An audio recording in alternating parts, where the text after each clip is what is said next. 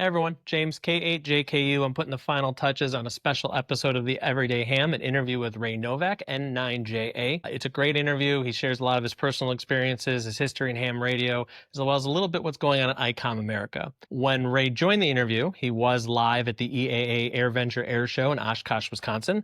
So please be warned, there are points where there are jet noises in the background and other air show ambiance that's going on. We did the best we could to try to eliminate or fix the audio, but there are points where it does drop out.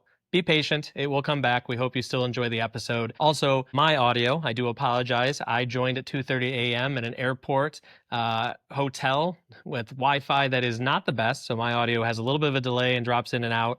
However, if you are watching on YouTube, please remember to like and subscribe. If you're listening on Apple Podcast or Spotify, please remember to leave a rating and subscribe as well.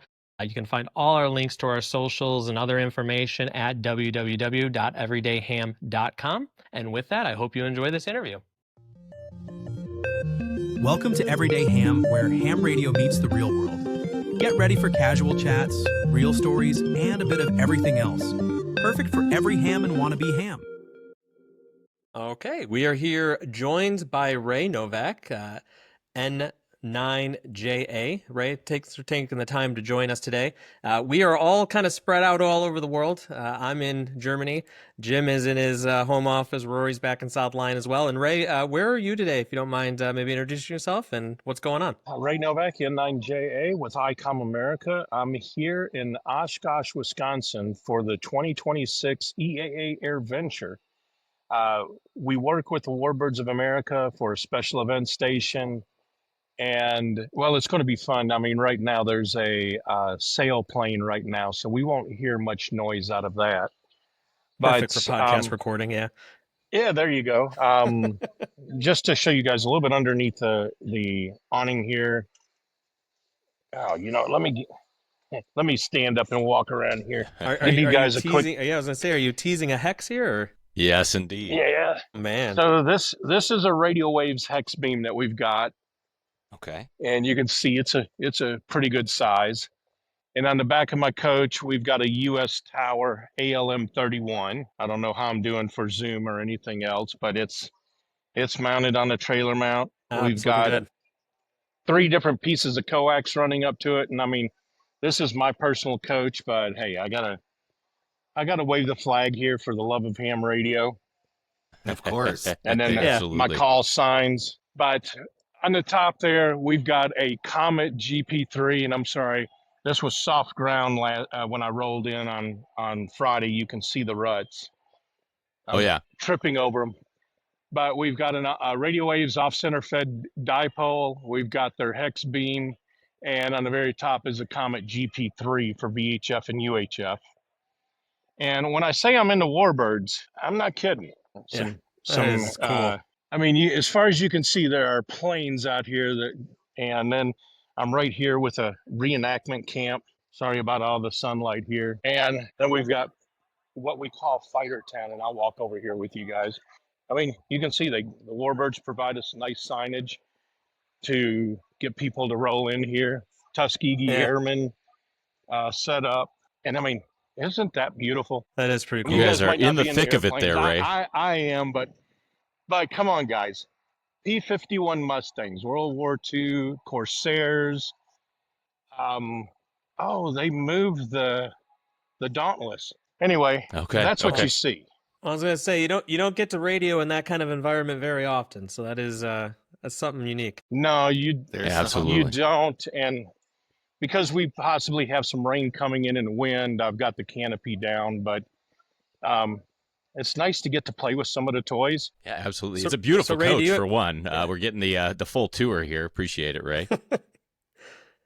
And Ray, are you so you're obviously operating, but are you running a guest station there, like a get on the air station for visitors?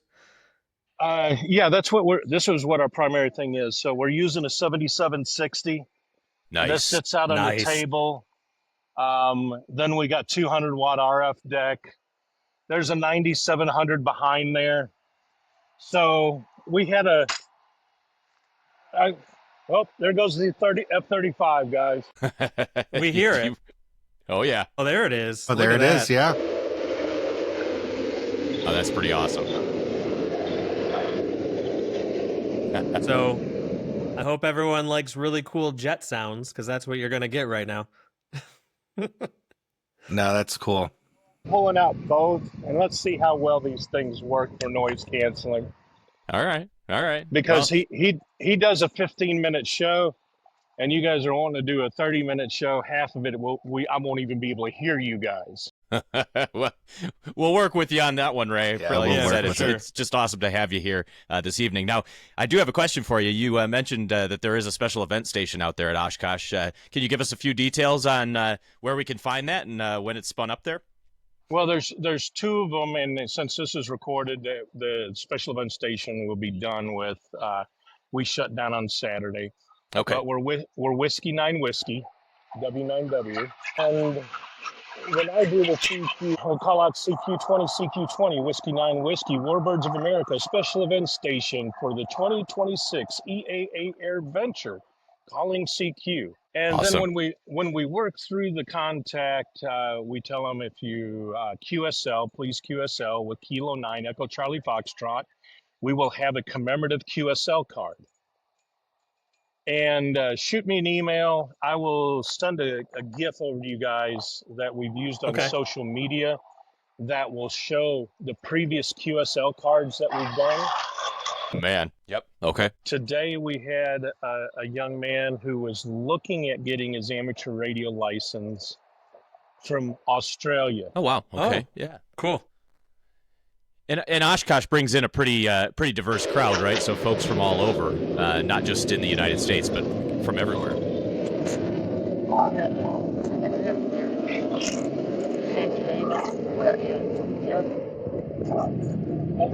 And sent me an email, said I just worked W9W on CW.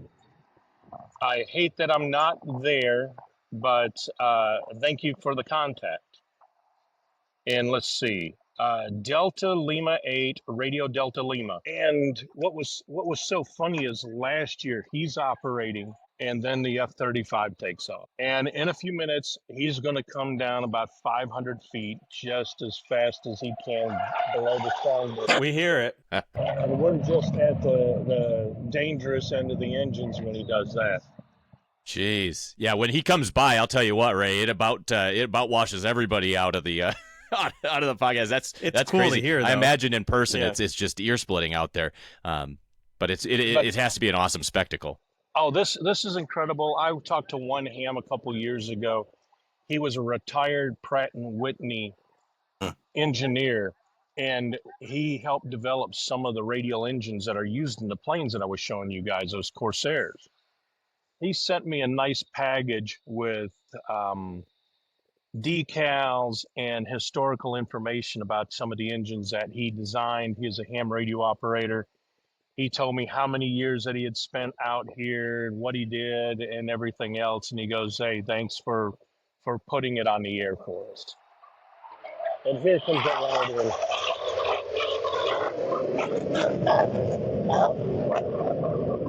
It's wild. I have to imagine that in person, it's just unbelievable. But it's really nice to hear that you guys were able to get these folks on the air. And like before we got started here today, Ray mentioned that there are a number of amateurs that are part of the folks that show up to the Oshkosh AirVenture, right? Yeah. Oh, yeah. And there's also, and I can't take away credit from the, I think it's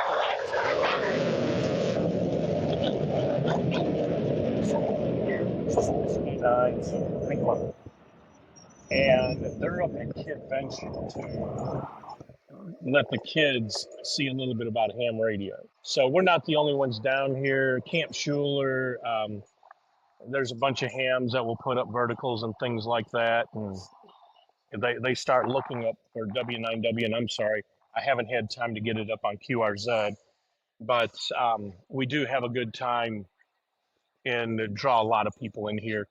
And that hex beam being about 35 feet in the air, it is the tallest thing in this end of the field. And that has become a landmark for people to go, oh, you see the antenna over there. I'm right next to it. Right. Yeah, that's great. One of these years I'll have to get to Oshkosh. I've not really been a flyer, but I am a 20+ year member of Civil Air Patrol, and I know Civil Air Patrol supports Oshkosh in a various ways. And one of Over these that years, way. over that Oh, way, there we go. Over that way. There's a whole camp of them. yeah, they set up and serve. There's National Blue Beret Academy that runs along with the air show, and then the Wisconsin wing also helps support a lot of needs of the air show. So that's a big deal in Wisconsin wing, and people do. CAP members from all over the world, we're a U.S. thing, all over the country, go and support that. So I'll have to get there at some point. So Ray, you mentioned earlier you were originally living in Chicago, and that was when you kind of got your first time up to Oshkosh. So tell us. We have to see what we have to see. Look at that. As all our heads get closer to the camera. Gosh. See, we get to be part of the air show now. That's pretty cool. Yeah. Yep. And at one time, everything was called amateur radio because there was no such thing as broadcast or professional radio or commercial two-way or any of that stuff. It was just a bunch of experimenters exploring and experimenting with what can you do with these radio frequencies. So Rory, I think you were on one, and then the F-35 came by. So go ahead. So Ray, what came first? I know the interest in aviation is there, and you got up there to Oshkosh. What came first, the interest in aviation or the interest in radio? Well, so I joke around. I'm a product of Mississippi public education. Grew up on a farm, and I got exposed to a computer in my junior year in high school in 1983. Taught myself how to program it with BASIC, and it was cool to get into. So went to college to get my basics out of the way. Started studying COBOL, Fortran, Pascal. Probably could still work for the U.S. government knowing COBOL. But Nice. asked my advisor, what kind of career path? And my advisor told me, you could go work for an insurance company. So you got to realize there's redneck tendencies from growing up in Mississippi. I grew up on a farm, and what crossed my mind had nothing to do with money. I go, I'm going to have to wear a tie, aren't I? Yes, you'll have to wear a suit and tie every day. And I go, no, that's not for me. And she's like, well, what do you want to do in computers? And bless Miss Lott, I told her I wanted to do computer games. I want to do video games.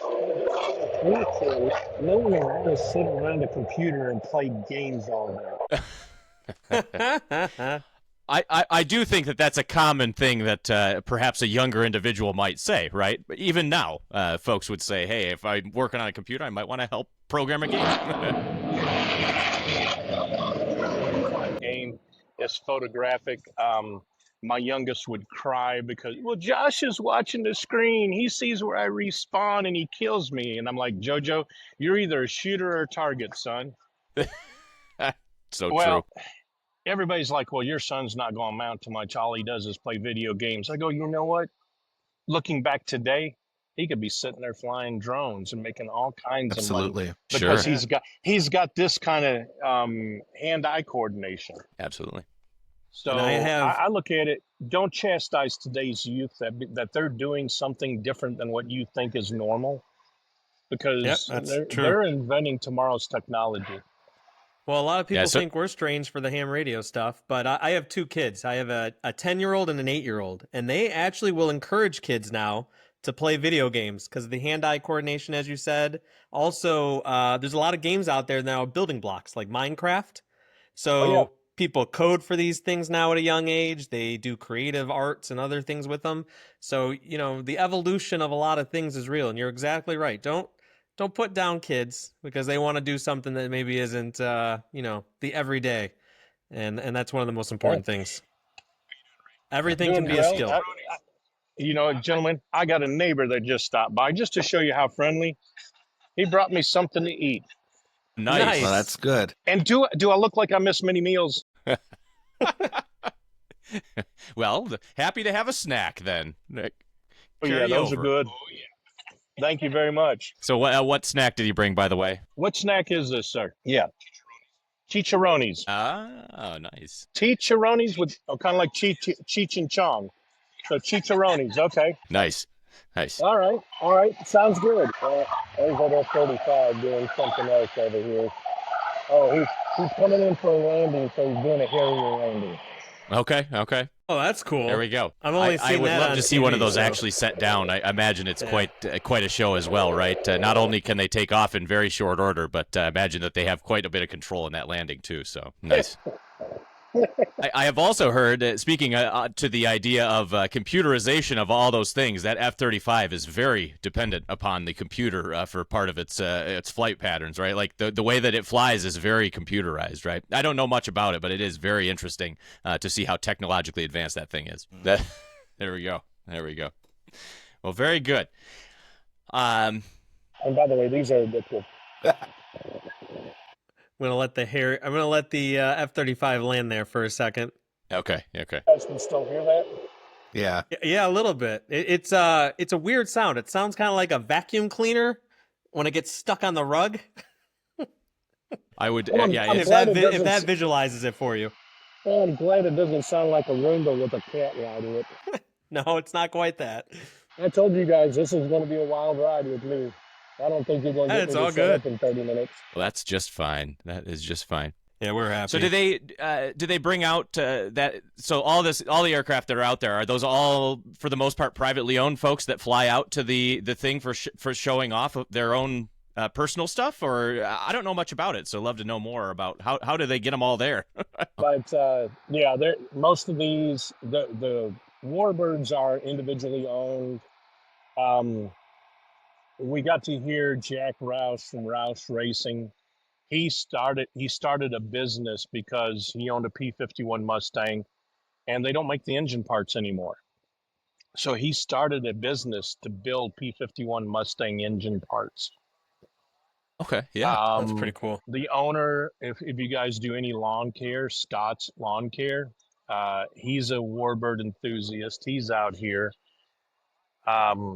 There's a lot of people out here that own several of these aircraft. The neighbors that are right next to me, they have an A-26. They were on their way in. One of the engines started revving too high, so they ended up stopping, and was talking to some of the mechanics here about what was going on. And he goes, we've lost over 5 gallons of oil. my gosh. And it blew him away. Here's a 30-year-old mechanic that goes, I can guarantee if you remove this cap and remove this, there's a gasket that is broke. The next text that came in was a photo of that gasket that was broke. Jeez. Put it back together, put oil in it, and learned on the A-26 that it wasn't uncommon for them to lose 2 gallons of oil during flight. That was acceptable during World War II. Wow. Yeah. It's also based on the names you listed in their private collection. I'm going to guess it's a very expensive hobby. Yeah, ham radio I don't is think nothing. Yeah. I think I mean, I can get my my nice 7760 there before I'll be buying me a Warbird. Yeah, these P-51s start out at one. That's outside of my reach for sure. Yeah, but I mean, I guess you're owning a piece of history. So at that point, if you can afford it, why not? Oh, yeah. Yeah, I've heard that being said before, James, is to say that when you buy one of those, right, you're really just shepherding it along part of its story, right? Because more likely than not, it'll outlive you and the guy that buys it the next time too, right? So, it's up to you to maintain it, kind of keep that story going. And I'm sure not an inexpensive proposition, but it's just awesome to see some of those things restored to the high quality that they are, right? They're buffed immaculately. They're still flying just as well. And you've got a crew of people there, like Ray just said, that can still fix them, right? That have that knowledge from when they learned it, that can apply it and get these guys in the air again. It's just awesome to hear all that. But the interesting thing about it, the way the people are around here is just like what we see in amateur radio. I mean, you go to Dayton Hamvention, everybody looks at the big contesters, the multi contesters like K3LR and W3LPL. And those guys have got antenna farms that people only dream about. But they're there to share the story. They talk about the antennas that are designed. They talk about different techniques and things like that. It's the same environment, just a different toy. Yep.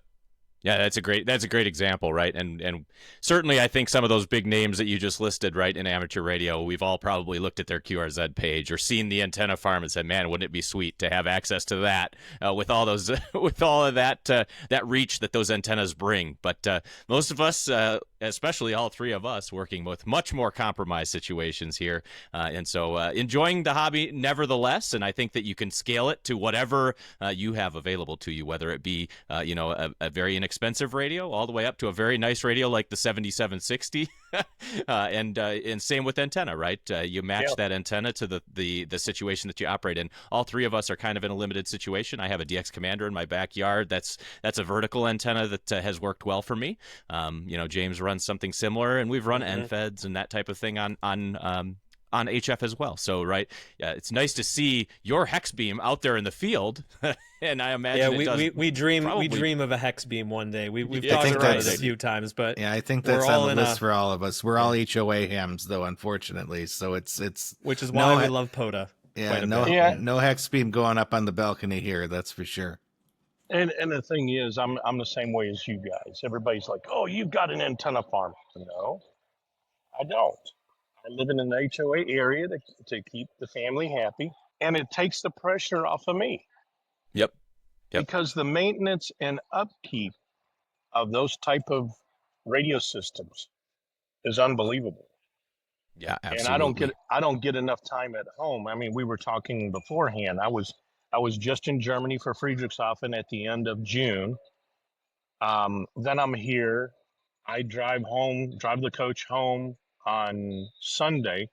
Monday morning, fly to Seattle. I'll be at the Tokyo Ham Fair after Huntsville in August. So, I mean, I'm not even home enough to enjoy a big antenna system. Yep. Yeah, I think that's part of the magic of the ham radio, right? Like I said, is to be able to adapt to wherever you're at. And right now you're traveling in your RV, and you've got an awesome setup, right? Your GP3, your hex beam, and your 9700, and your 7760. I love it. It's awesome to hear, and I imagine that you've had quite a bit of success with that. Even on the road, wherever you end up parking for the evening and calling your home. So that's really cool. Now, you'd asked me earlier about what was my transition? What was my first love? My dad was a pilot. He had a few Warbirds in his life. He never got certified to take off. We just taxied. I decided computer programming wasn't way to go. I wish I'd have had my friends in Seattle that I do now, because I probably would be retired like most of them from Microsoft at that point. But that wasn't the cards that was dealt to me. I ended up changing my major to work on hardware instead of software. So I got my associate's degree in electronics. Was wanting to get my double E and decided, I've got $15,000 worth of student loan debt. And back in the 80s, that was a lot of money to me. And I went to go work for Martin Jew at MFJ. Oh, that's cool. I remember his first question to me, why would I want to work for him? And as I got older and learned to be fluent in sarcasm, the last time we had the day in the park, I go, it was because I owed money and I needed a job. That's why I wanted to come work for you, because I had no clue who MFJ was, had no idea what amateur radio was, other than my dad was running 500 watts on 11 meters, and I got busted playing around on his radio. And you need to get your ham radio license if you want to talk to people around the world. Got my license because the first year I was there, everybody vacated the building to go to a thing called Dayton Hamvention. I said that wasn't going to happen next year. I got my license, and my first Dayton Hamvention was to talk about a thing called packet radio. Oh, yeah. And got bit by the bug to go to the shows, and started meeting people. And I did learn one thing about packet radio, and that was what made it very popular was a thing called DX packet clusters. All these guys wanting to get the rare countries bought these TNCs, so they could get notified when a rare one was available. Ah, yep. And what happened?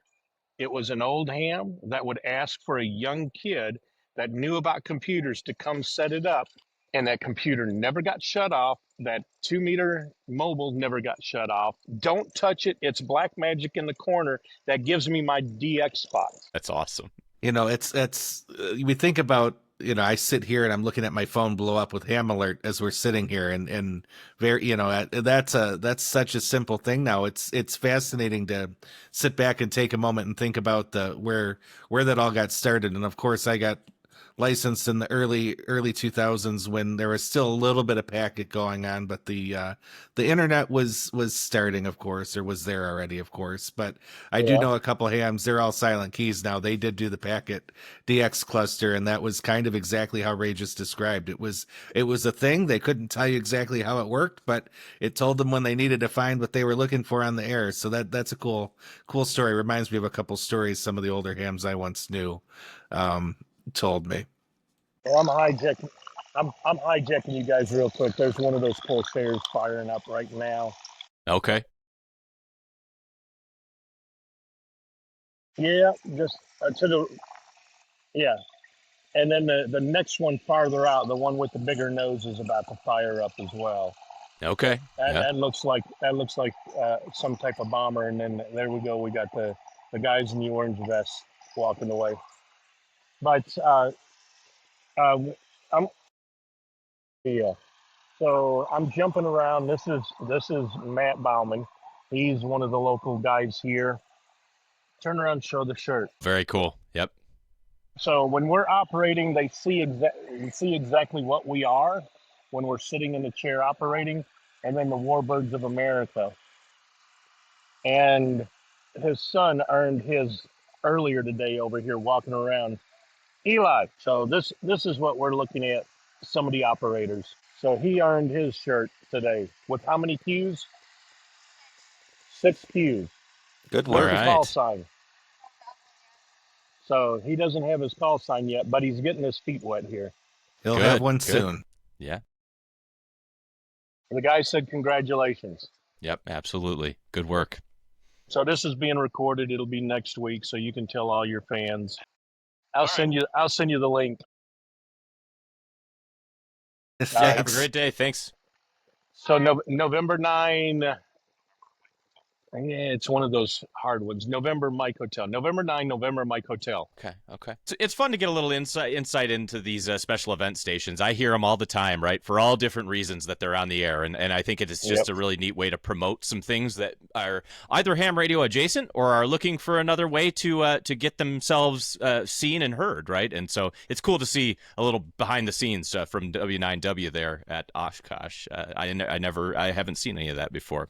Excellent to see getting the kids on the air, getting some younger folks on the air and getting exposed to it. Because unless you have family in it or somehow know about ham radio, you're probably not going to find it unless someone brings it to you or has something like that. So that is excellent to see. I enjoy seeing and hearing about kids on the air for sure. Last year we had a 12-year-old over here pounding out 35 words a minute CW. My gosh. Nice. That is excellent. And then when I get out, I'm like, he looks familiar. And then I saw Dad right around the corner with his other brother. They were a whole ham family. Very, very cool. I was there for about 5.5, almost 6 years. I started out as a tech working on their stuff, but somehow they thought I had the gift of gab and could sell, and I ended up getting into their domestic sales, doing all the ham fests. And then, I heard that sarcastic remark. Then became international sales manager. So I had gone to Friedrichshafen back in 89 or 90, 91. So at that point, here I am wearing a suit, a tie, and a mullet. And there we go. yeah, There we go. they did there because I was told, well, the Germans are more professional than the U.S. hams. And this James? was this was before they moved it to the Zeppelin building. But yeah, I went to also Pescara, Italy, Forum to do a ham fest, and then received a lot of pressure. Ray, you're working your butt off. You're driving to all these shows. I think at MFJ in the 6 years, I did almost 300 shows, Wow. Wow. and we drove to all of them. Jeez.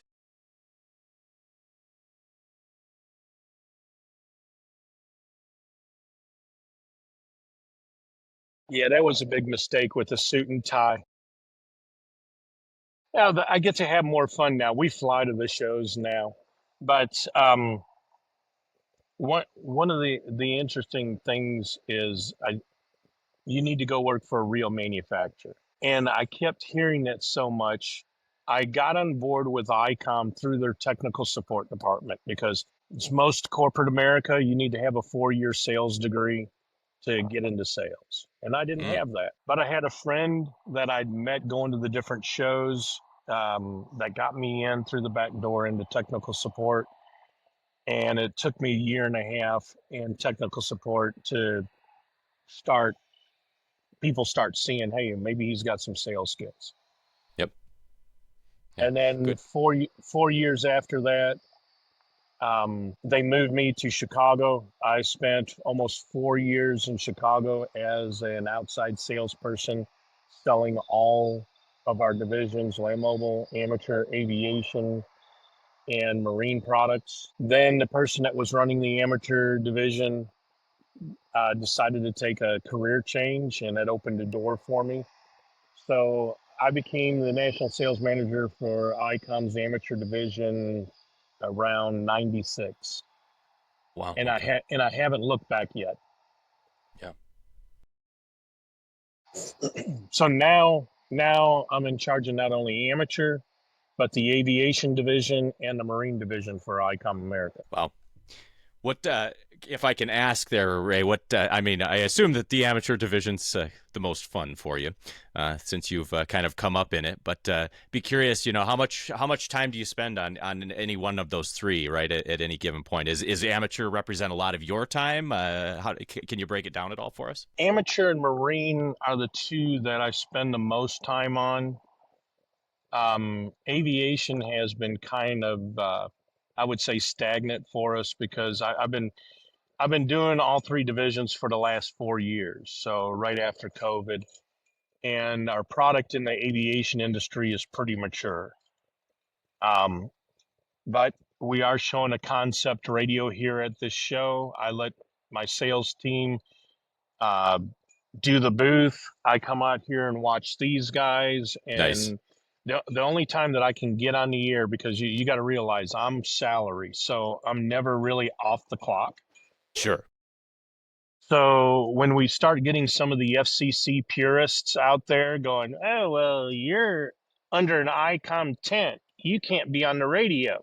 I will get on the radio and tell them, hey, I'm on the air before it's my booth duty, Yeah. or I'm Yeah. taking a 15-minute break to work some cues. Yeah. Oh, Yeah.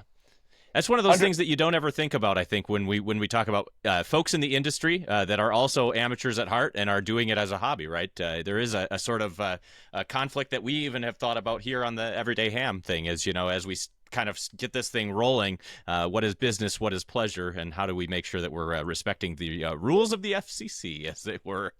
there's a money interesting shot for you. observation. Look at that, right over the hex beam. There we go.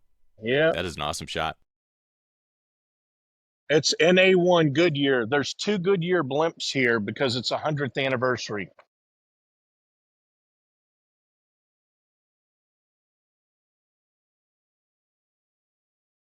Oh, nice. There you go. So both NA or N1A and N2A are here. Those, I assume, are the tail numbers for the blimps. Is that correct there? Yes, sir. Okay. Yep. I think I just Sorry saw about somebody. I just saw somebody post in the Parks on the Air a picture of them activating a cross from the blimp landing site, and I thought it was an incredible picture. Right, the blimps set down across the field from them, and they're sitting there working their radio. What a unique way to go.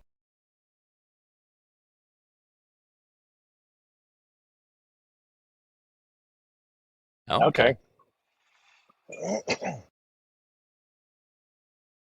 Yeah. Yeah. Yep.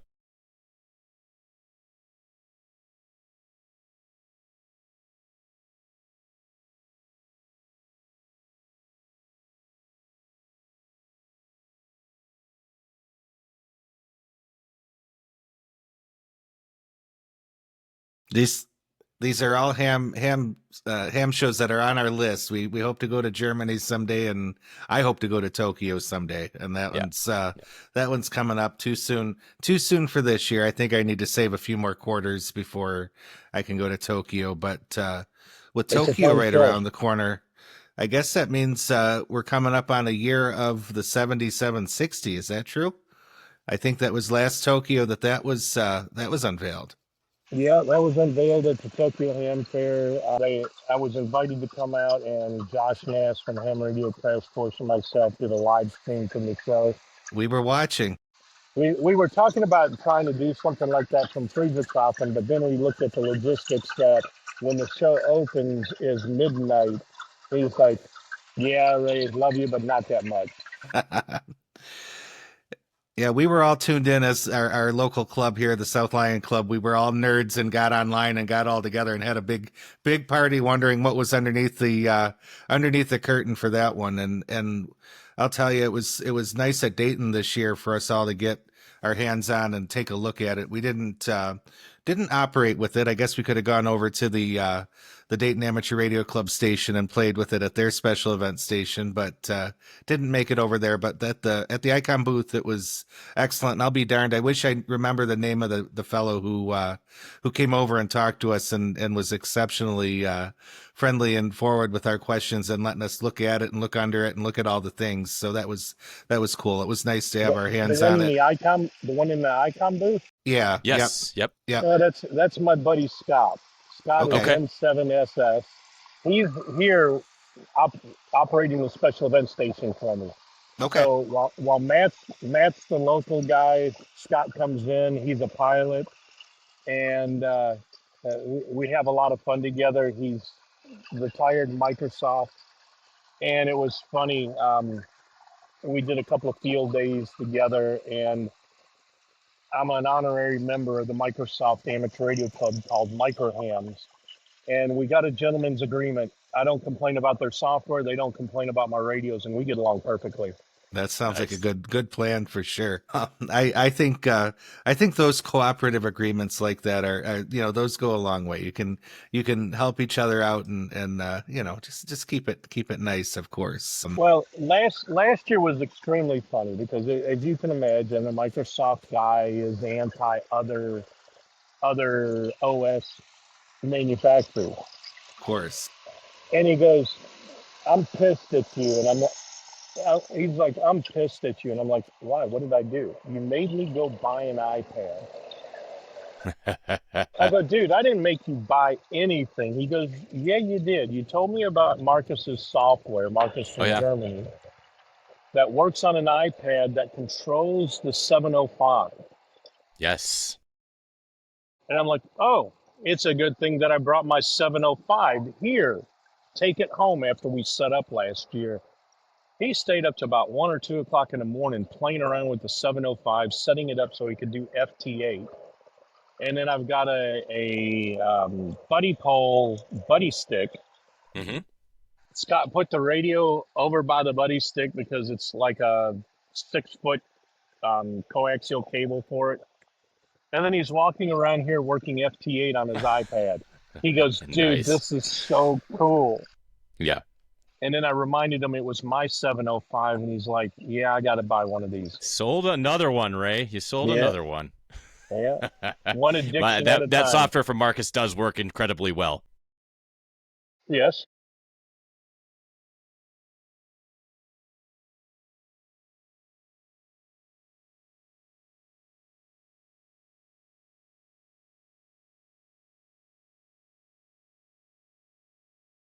Well, after raising 5 boys, I love them all dearly. So I've had the most fun with the 7300 because that one you can just take anywhere you got. There's a helicopter. Um, I'm having a blast right now with the 7760 just for the simple fact that all I need to take with me is the head. And around Dayton, we launched a Windows app that you can buy from the Microsoft store that allows you to monitor your PW2. So I can travel anywhere in the world, use two travel routers with VPN, and I can have a full KW as my base station. Nice. So that is an interesting one. We've had several hams that are pilots that came here and have asked, well, what's that? What are you guys doing? That's all the radio. And then we show him the body and he goes, well, I've been thinking about putting a tower by my hangar with a tri-band. There we go. Where can I take the head of the radio? Anywhere you want. Anywhere you want. Yep. Talk to me about. I'm curious on that. It's on the want list over here in my shack, Ray. So I'll tell you that. What kind of bandwidth does it require to get connected to the head? Do I need decent bandwidth, or is it pretty resilient to say being on like a cellular tether? Well, to quote Scott, Okay. I can't believe all the stuff you guys have got in that thing for latency. Nice. Okay. So you can tell it if you're using a Wi-Fi adapter and then set up the latencies for that. You can do wired. I mean, there's so many different things, but what is the common? I'm not really sure. He's my expert on that. I mean, he knows. I mean, he's an IT manager now, and that's why I should have known there was some magic built in. I should have known there was some magic built in. I think it answers my question, which is to say it's likely very, very resilient to a bunch of different network speeds, and that's one thing that I've wondered about, because I'd like to set it up here in the shack and take it with me. We just put a trailer back in our loadout here, and we've been going camping all summer, and it would be fun to throw it in the truck with me and take it out there and operate remote. Like that's kind of like what you're doing, but without the hex beam, of course.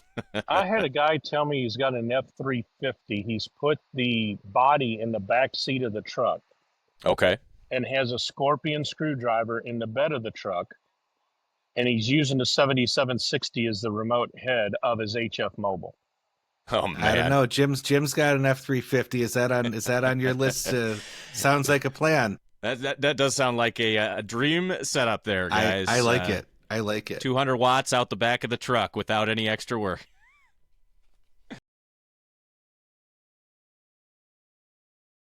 From what I can remember on the guy's explanation at Dayton, is he's got enough dash space to put it right on the dash. Yeah, not an insignificant space. Yeah.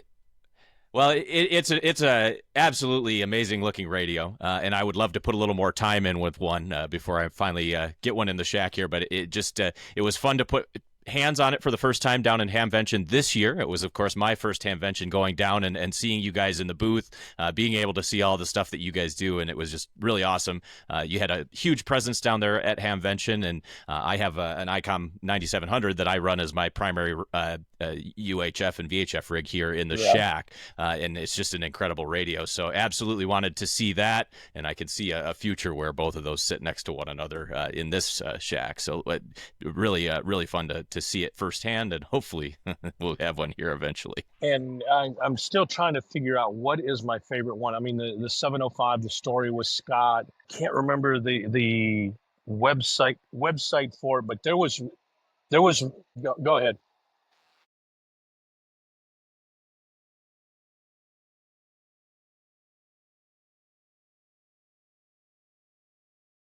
Mm-hmm. Well, the 705, and I cannot remember the website for it. I'll find it and email you guys so you can reference it in the video. Excellent. But the 705 went polar to polar, circumnavigated the planet over the polars in a, I think it was a SpaceX Dragon capsule. Oh, wow. Yeah, we were talking about it at Dayton, something to Fram or something like that. Anyway, I thought it was real cool that they took amateur radio. The goal of this was to take photos, and instead of going around the equator. Mhm. They went north south, north south, and they were doing slow scan TV shots to schools, and you had to receive several of them to get the big picture. Oh, that's cool. Piece them together. Yeah. Yep. Yes, That's really cool. and the gentleman that did it was from China, and he had made a lot of money in the cryptocurrencies, Hmm. and took four of his friends, but then Very made cool. it about technology, and the 705 was a radio of choice. Yeah, it's so compact and it offers so much packed into that small package that I can imagine that it makes a lot of sense for that type of deployment, right? Someplace that we know is going to be space restricted, and you need a lot of radio in a small package. It seems like an excellent option. Yeah. I just got done capturing the SSTV from the ARISS event that just came by, and been receiving those images from the space station in my own shack here. And so, yeah, I always get excited a little bit by SSTV, even though I know it's kind of an older mode at this point. We've been having a lot of fun with it here in the South Lyon area, and it's just a really neat way to promote radio in a way that's friendly to folks that don't quite understand radio yet, right? Young kids, they see a picture. That's a cool way to get them interested in doing radio stuff. And I think that's what SSTV shines at, is being able to get folks that are maybe not interested in rag chewing or getting on HF just yet, to show them something cool that radio can do for them. So We it's have a great lot story. of guys in our area here that like the crossover between the radio and the computers. We have a lot of people who are in this immediate area that are very interested in some of the quote unquote older technologies, the APRS, the packet, all the things, and slow scan I'm good. kind of falls into that. So it's, it gives an opportunity to do that. And then we found the chance that, All right. it can be inexpensive to do because slow scan can be decoded so easily on an iPhone app if you don't have all the things to make it go on the computer. I was just looking online. It looks like it was called Fram to Ham. There you go. Yeah, Fram the number 2 ham.com, and it was on the SpaceX Falcon 9 rocket. Okay. And I do remember hearing something about that, and it talks about the mission and how that was done. I do recall hearing about that now that I'm looking at some of the details. But yeah, that's such a cool thing. And again, same thing, getting kids, just like you guys are doing with your special event station out there at Oshkosh, get the kids into seeing all these things, and it opens their minds for sure. Very cool. Well, Developing we the next wave of new hams, right? And hopefully that we can get some new and younger blood on the air. That's awesome. Well, after we had shut down for the day, we can only operate till 5 o'clock. Okay. And we saw a mom with two kids that the kids looked like they might have been 5 or 6 years old. And she says, "Oh, they've already shut down the radio station. We'll have to come back tomorrow." So it's always incredible to see those that I call technically curious. Yep. Absolutely. Yeah. I never liked the word nerd or geek or anything like that. So technically curious is, my dad used to tell me I could tear up a freight train with a rubber hammer. And it wasn't until later that I learned how to put it all back together again. That was one of my dad's favorite things to do. He'd bring home a piece of old equipment from work, and he'd give us a screwdriver and say, "Take it apart, see what you can find inside." And we never intended for us to put it back together, but he just liked equipping us with tools and letting us dig in a little bit, and B, discovering that there's something under the shell of each of those things that you're pushing the buttons on that you can only see the outside of. So really cool.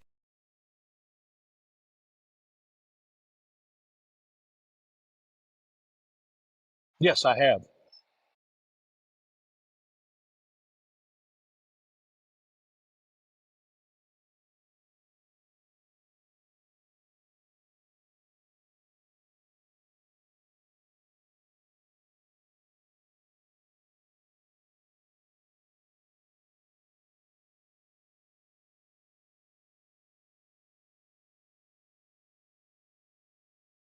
Oh yeah, just watching them.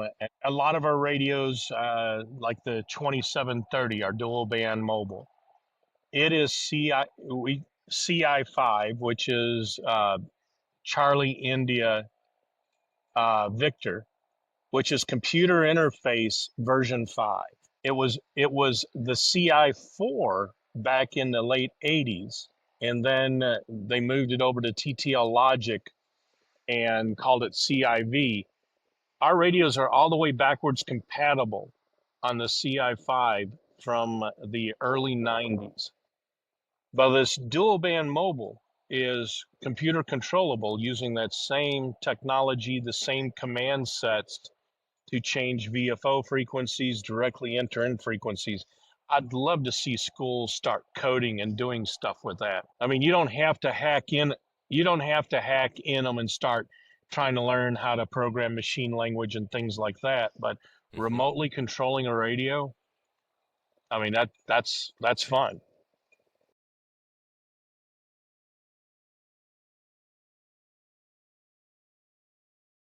That's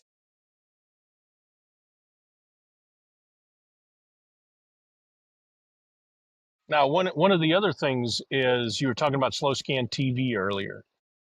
We do picture sharing on D-Star. The ID52, the later ID51 pluses, the ID52 pluses. You can see it on the screen of the handheld. The 9700, you can see it on the screen of the radio. The 705 on the screen of the radio. There again, the app is on both the Google Play Store as well as the iOS Store.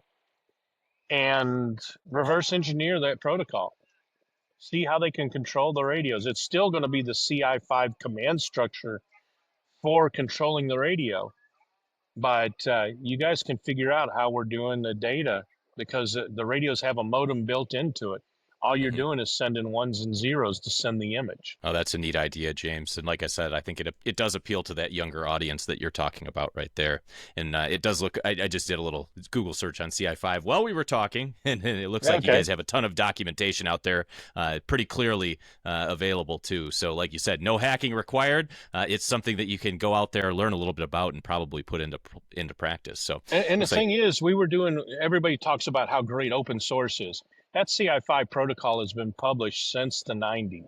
Right. So we were doing open source before you guys even came up with a name for it.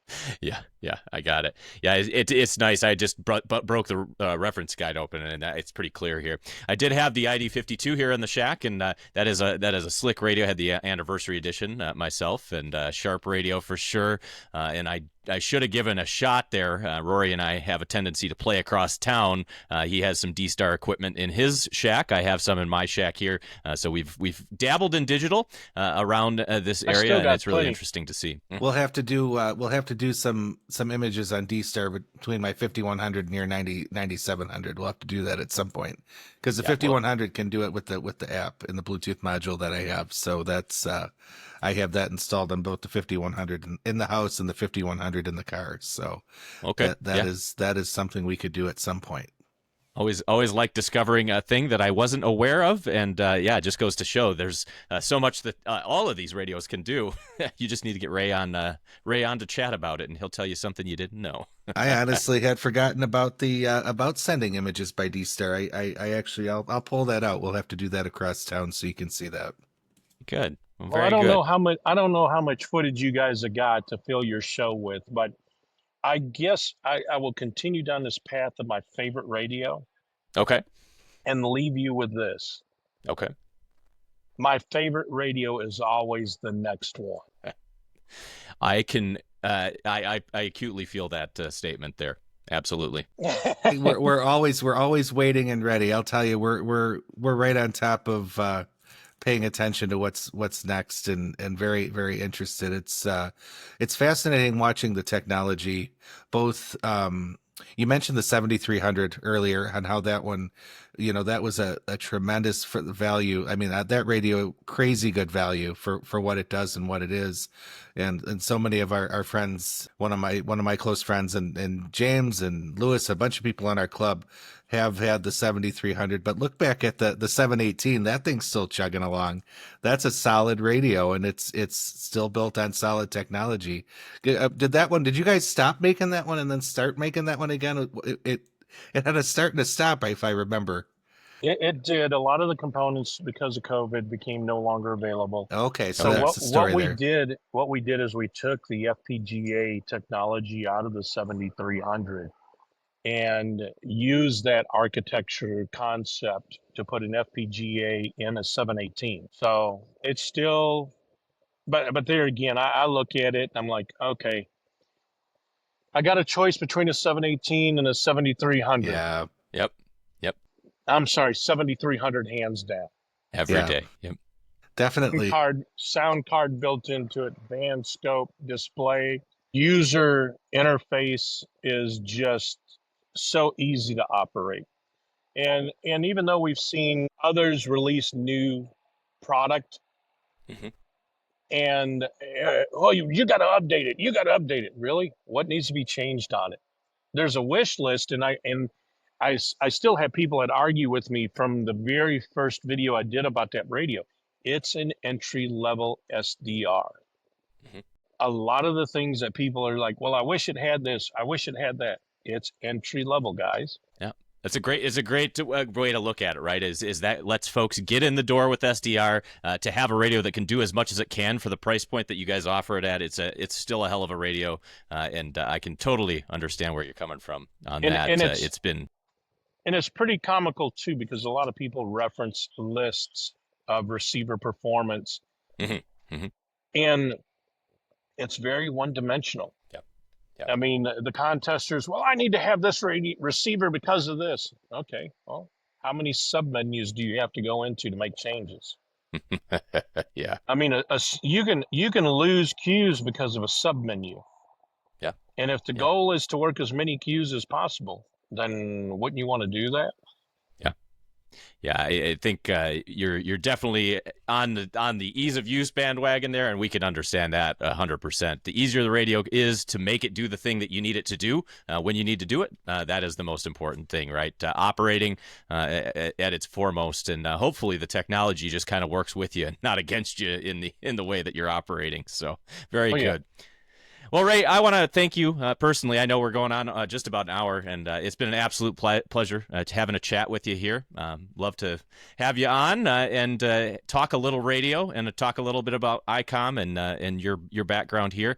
But I wanted to give you an opportunity to say anything kind of else that you have to share here, anything related to ICOM or yourself before we wrap this part of it up for tonight. I appreciate you jumping in with us. Well, I appreciate the invitation. I look forward to doing this again. I've had a lot of fun with the three of you guys. Absolutely. And that's why I keep doing what I do, because I love doing it. It's fun. I get to do some very unique things. And I really don't feel like I work a day in my life. And my wife will agree that I don't work a day in my life. I play. Dream. That's the dream, and you're living cool. Yeah, the dream for sure. Yeah, the thing is, though, that you guys don't get to be on this side of the camera, because you hams can be a little patient trying. I can ourselves on that sometimes, I can only imagine. We are all, everyone knows, anyone that watches or listens or knows me knows that I don't have much patience. So I can guarantee I know about that. But at least you own it, Rory. Yeah, At certainly least you own it. Oh, I'm not ashamed. I learned that some time ago. There's no reason to be ashamed about it. But certainly next time we're at Dayton, we'll certainly make sure we have a eyeball QSO with you in person. And I don't know if we'll have a chance to. Do you do Hamcation, by the way? We're planning. We're in the early stages of doing Hamcation actually. In the yes. Well, so maybe we will see you there. We primarily go to 5 ham fests.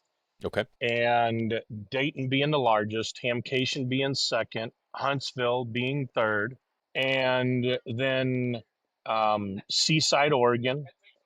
I basically label that as a sanity break, because we go from Dayton Hamvention for 30 to 35,000 hams to 2,500 hams on the West Coast.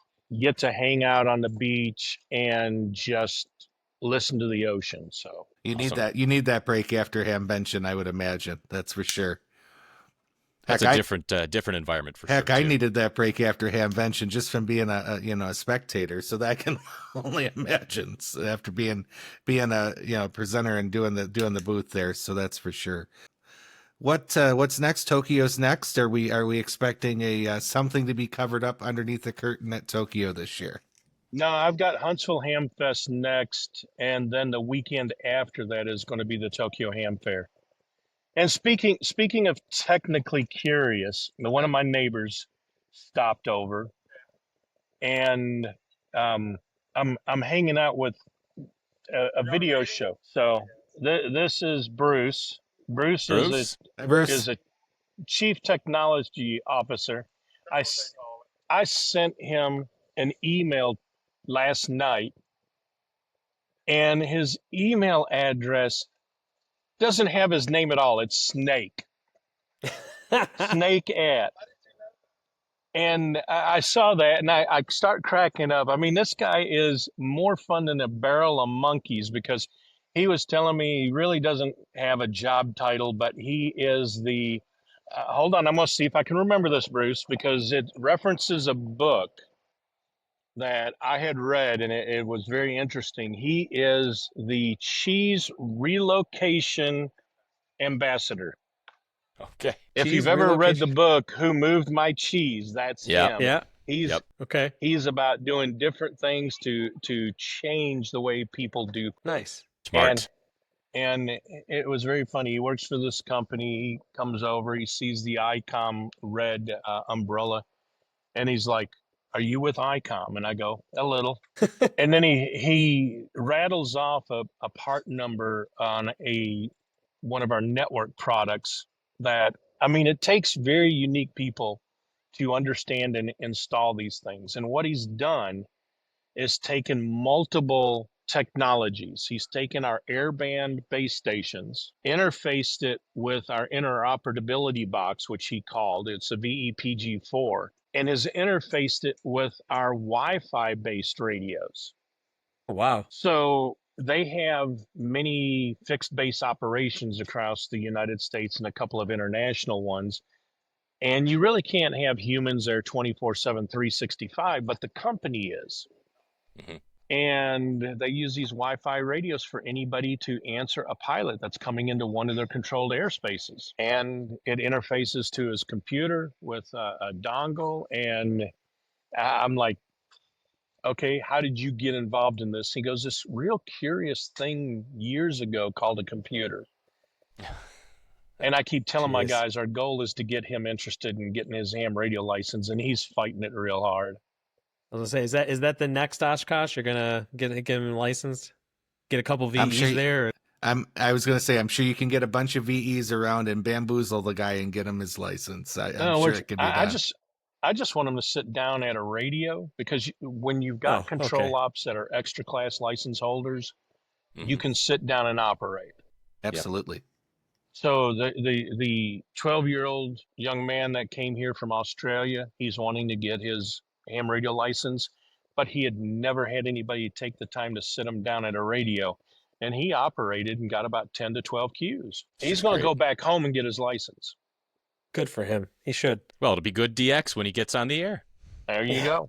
But one last story for you guys. We had a young Okay. lady. Oh, we're We here had a for it. young lady from Australia that got on D-Star, and we had a ham here from Scotland, and told us to go over to the reflector that his Scottish buddies were on. Mhm. We got to see three groups of people that were confused by a common language. Absolutely.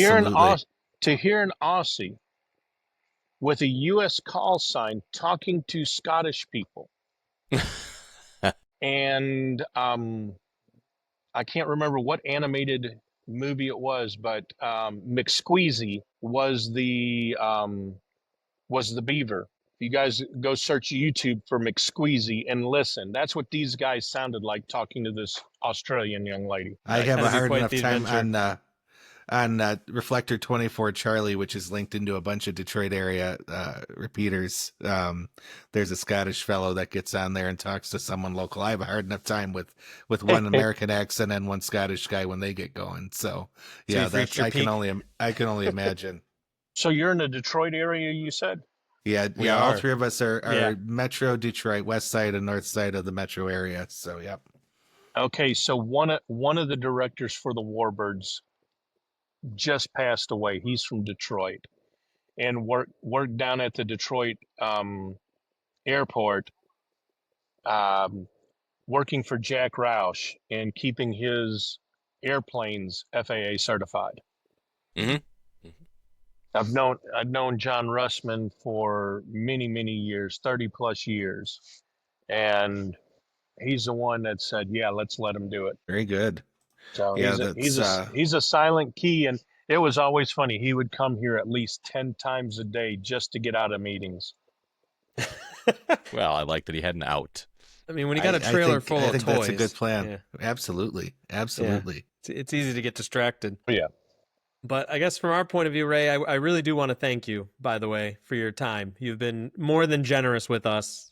And Thank you. we've really enjoyed hearing the stories. And I said we were going to go 30 minutes, and I think we're over an hour now. So Well, he laughed at us when we suggested that, so he knew better. He was warning us right at the beginning that wasn't going to be how it was going to be, and I'm grateful for it, Ray. Certainly, like I said, if Certainly. yeah, now that we mentioned Hamcation, if you're going to be down there, we certainly we'll find you down there, because I think that's in the plans for us this winter, and because of course being in Detroit, we have no reason to stay here all winter. We got to go to Florida for at least gotta a do weekend, something to so, stay sane. Yeah.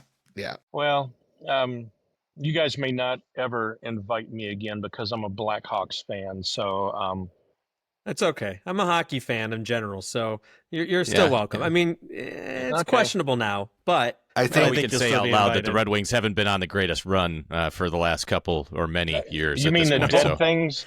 Yeah, Oh. it's looking like that, Ray. It's looking Oh, like boy. that. Unfortunately, feels I- like another era. I will say, living only 4 hours from Chicago, there's enough crossover and people that have moved here or there. We have to be nice to the people who like the other teams. It's okay. Well, I got a good friend of mine that works at ICOM Canada. They're out of British Columbia, and it pains him.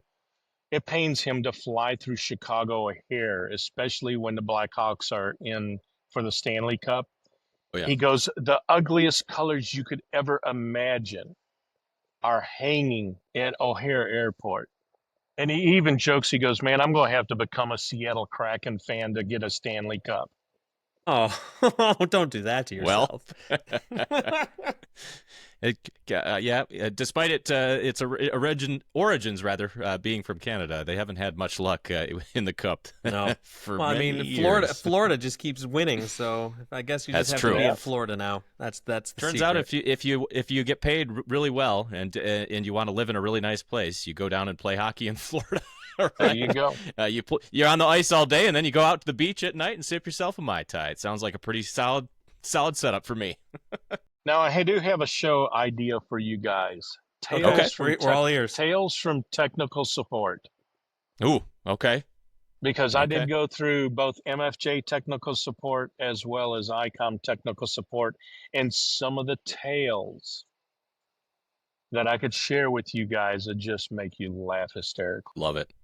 All right, I will also I'm admit taking the note now, and I we're say gonna take you up we on have.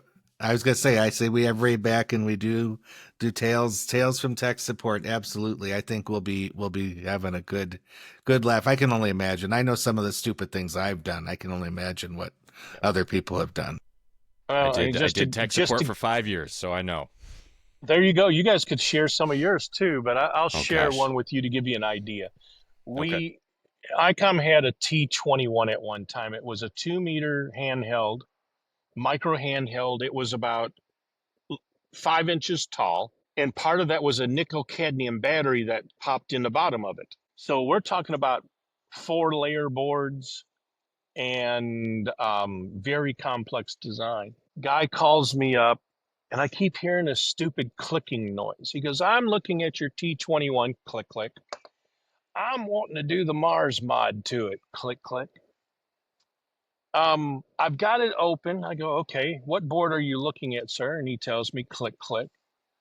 I go, you know what, sir?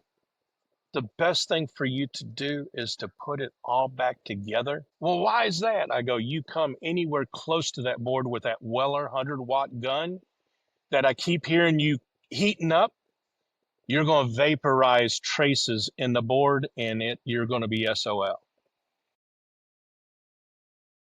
He's like, what do you mean? How'd you know I had one of those? Like I said, I can hear you clicking it to heat it up. Yep. That's funny. That's impressive. So when you guys go to Rig Picks, look at the T21, you'll fully understand Oh, I have it because up. I'm sure Jim has it up now. Oh yeah, no, okay. I've got it up. I can't say I've ever seen that one, and I'm usually pretty good with the obscure. There you go, Jim. There's your next one you got to find. I was Two, just gonna two, say it's one of those ham swap hunts now. Next time I see one sitting on a table abandoned. 2 meter transceiver with 440 receive. It was called a band and Okay, a half. band and a half. All right, yeah.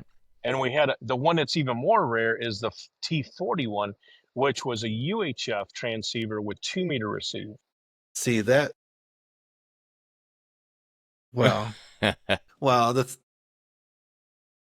I do love finding those what do we want to call them, little treasures when you go to the swap. They've been abandoned and nobody really understands just how cool those were back when they first launched, right?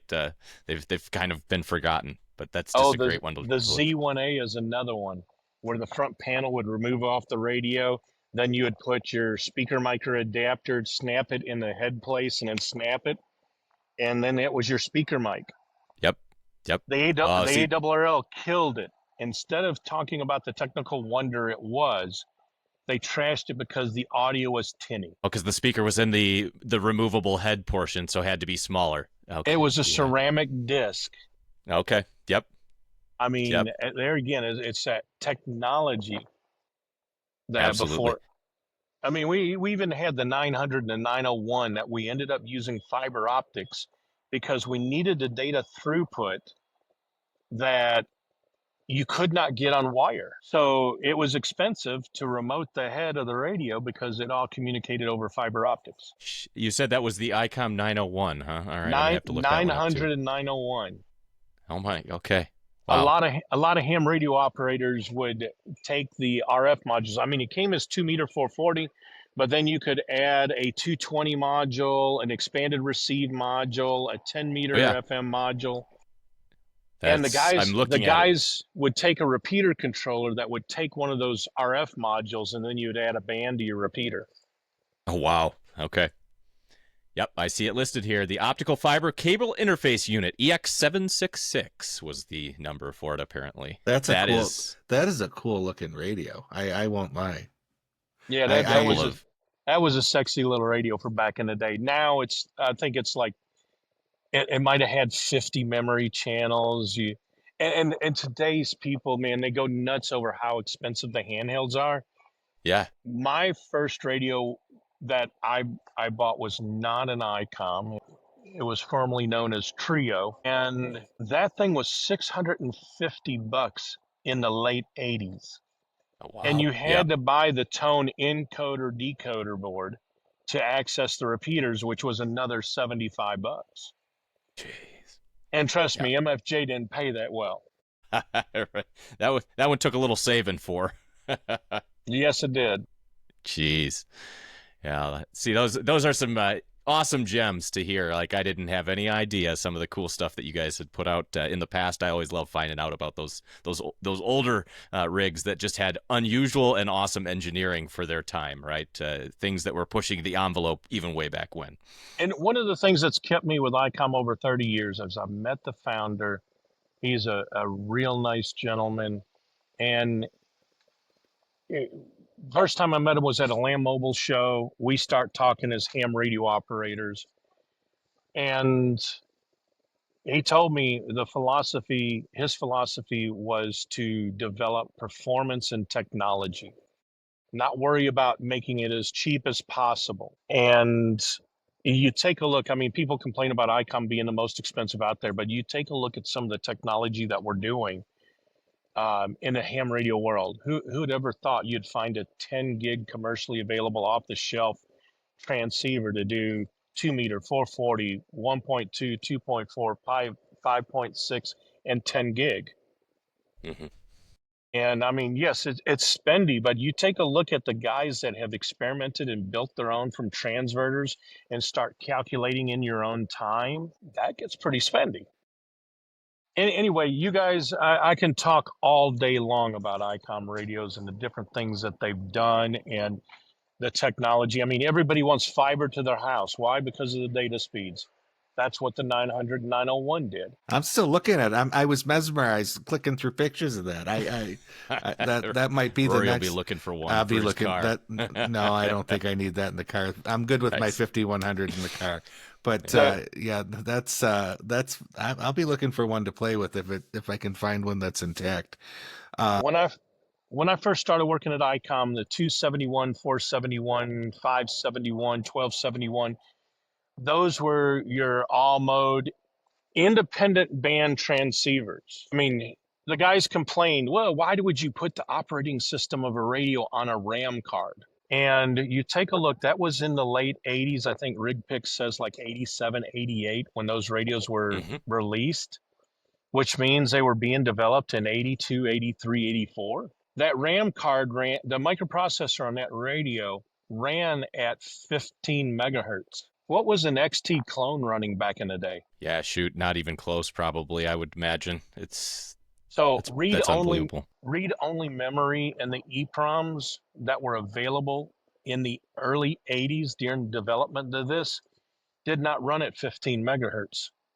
The only thing that would run that fast was RAM. So we had to put the operating system on volatile RAM. Interesting. You tend to forget about those. I don't want to say limitations because we were doing pretty well with technology in that era, but there were limitations compared to nowadays. And you guys, ICOM needed things to be stable and make sure they would work for, in some cases, 30 and 40 years, people would be running these things. So those were the decisions that had to be made. One of my questions I had written down back to the 7760, actually, what was the engineering time on that? Do you have any idea when it went from concept to Tokyo last year, how many years that was and how much time was spent with the brains working on that guy? Normal R&D for our products is anywhere between 18 to 24 months. We did run into an issue with the PW2. I was at the Tokyo Ham Fair in 2019. We introduced that radio there at the Tokyo Ham Fair. And my rule of thumb is if it's under glass, give us a year. Okay. So, and you take a look at all of the products that we've launched at Dayton under glass. A year later, we were shipping it. But Okay. the PW2 2019, we introduced it. COVID hit. All the R&D that had happened came to a grinding halt. Then when the engineers were able to work together again in the same building, because working remote did not exist, much less being able to share all your CAD drawings and all your electronic experiments and things like that. That's not going to happen remotely. No. By the time they were able to report back to work, a lot of the components that they were developing had been discontinued or were short life, and we had to go back to the drawing board again. So it took us 5 years to launch that product. We finally started shipping January, February of 2025. So showing it in August of 2019 to January 2025. It took a little while. Even on a good schedule, I would say 24 months is impressive. I'm actually surprised it's that short because of course you guys have a fair amount of people working for you, but the ham radio manufacturers don't have unlimited resources. You guys still have, all your various divisions, and I'm sure people spread out across all of them to do various things. So that's pretty good. 2 years, I would say. So that was one of my curiosities for sure, especially with how complex the 7760 was, especially since we got to see the guts of it before anything else the year before it dated. Right. So. And it was so much fun. My riddle was the bits and pieces that are in this box belong to a radio, but not all the bits and pieces of the radio are in this box. That was fun. It was fun to watch people speculate and see the speculation and everyone telling everyone else they were wrong, that was a good time. Drum up that interest, that hype. And it was so much fun watching all the YouTubers. ICOM's so stupid for doing that, and I'm sitting there going, "Yeah, I got you guys talking about it, didn't I?" Right. Yeah. Right. Yep. See, there you go. No bad press, right? As they say. Heck, we're talking about it 2+ years later. So that's good. No, that was a good one for sure. Pictures of people, zoomed in on the thing, guessing what different things were. It must be Components this. It and must be circuits this. It and- must not be that. And that was without anyone seeing the control head yet, because I don't believe that was part of that box. I don't, if I remember right. There was multiple USB ports. Okay, And I was even having fun. The guy, oh, it's got 200 watts in it. I go, okay. So it's only going to have one of those boards. It might not have two or three. causing Now stir. that's not right to do that to us. Stirring Right. stirring them up right from the beginning. I like Right from it. the beginning, I like it. And they're like, well, do you know what it is? And I'm like, yeah, I can neither confirm nor deny. Yeah. Jeez. Almost had a flashback of iRobot. That is not the right question, and shut down. Yep, absolutely. All right, Ray. I think we're certainly appreciative of. Look at this. We said we were going to do a half hour. We're at an hour and a half, and I think we'll like I said, I think we'll take you up on your offer at some point on the tech support story time, because that Absolutely. I think would be excellent. But certainly thanks for spending your time at Oshkosh out here in internet land with us. And all right, guys. I think we'll look for you at Hamcation. That'll be probably where we have the chance of seeing each other again. All right, Jim or James. Although Huntsville is a big YouTubers convention, they go out to one of the state parks and do POTUS stuff, and the timing on it doesn't work for me this year. I actually glanced at that, and but Huntsville is on my list of that one. Wouldn't be too hard to do geographically, so we'll see what happens next year for sure. All right, guys. Yeah, well, there's some pretty bad ones that are there too. So, yeah, there we go. Well, I've already received it. I've already been invited back to Friedrichshafen for next year, so we can have some fun.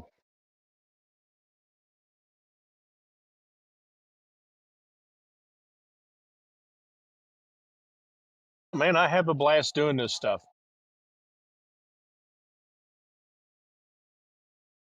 Nope, I just like I said, already gave Ray some thanks, and just taking a chance on a brand new channel here with the Everyday Ham. We always appreciate you reaching out and saying, "Hey, I like what you guys are doing, and I'd love to support you in what it is," and hope to have you back sometime in the future here. And I'm sure that there'll be lots more to say and do, but looking forward to shaking your hand in person, and also maybe finding a way to chat with you on the air at some point here, maybe even at the W9W station. Now that I know where to look for it. So yeah, thanks a lot. Thursday morning, I'm on call in sick. Okay, I like it. There you go. So Thursday, we're usually somewhere around 14,250. All right, I'll point the radio in that direction. Looking forward to it. All right. I will ask you, Ray, if you can hang out for a little bit after we hit the stop button. It takes just a second for us to upload all the footage here to make sure it gets to Riverside. So James is going to hit the stop button, and then it's going to start uploading.